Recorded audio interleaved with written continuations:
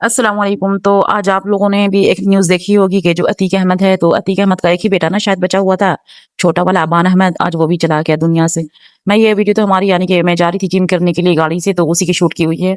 लेकिन यानी कि जो मैं अभी न्यूज़ देखी तो मैं इतना ज़्यादा रोई हूँ, इतना ज़्यादा कि मैं क्या बताऊँ। कितने प्यारे-प्यारे से बेटे हैं उसे, कितने स्मार्ट-स्मार्ट जब बच्चे पैदा हुए होंगे, तो कितना माँ-बाप दोनों के दोनों खुश हुए होंगे, कितना खूबसूरत बच्चा हुआ, 5-5 बेटे, सब के सब चले गए। अल्लाह ताला बस क्या बोला जाए। मुझे लगता है कि उसने भी कुछ क्राइम किया होगा बाप अतीक अहमद, जो किसी की हाय बद्दुआ लगी हो, है ना? मुझे ऐसा ही लगता है। पूरा घर समझो कि खत्म हो गया। पता ना बेकार और मुझे तो मालूम है जैसा कि शायद एक ही बेटा बचा हुआ था। इसको तो कोई पुलिस वाले ने नहीं मारा, अपने ही मर गया वो।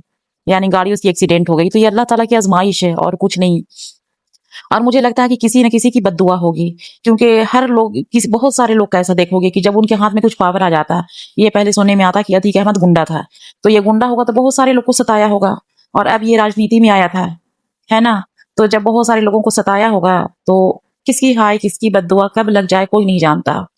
तो मैं जो देखी ना ये वाली न्यूज़ की जो छोटा बेटा था वो भी चला गया, मैं बहुत ज़्यादा रोई, बहुत ज़्यादा। या अल्लाह ताला किसी को दे करके ना छीन लेते हैं।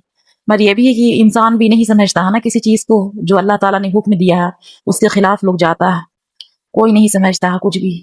वो भी बहुत सारे घर को खराब किया होगा। अतीक अहमद भी आज उसके बच्चे वो तो चला ही गया। कम से कम उसकी खानदान चलने के लिए जो वंश होता है, वो तो चलने के लिए एक बच्चा ही बच जाता है।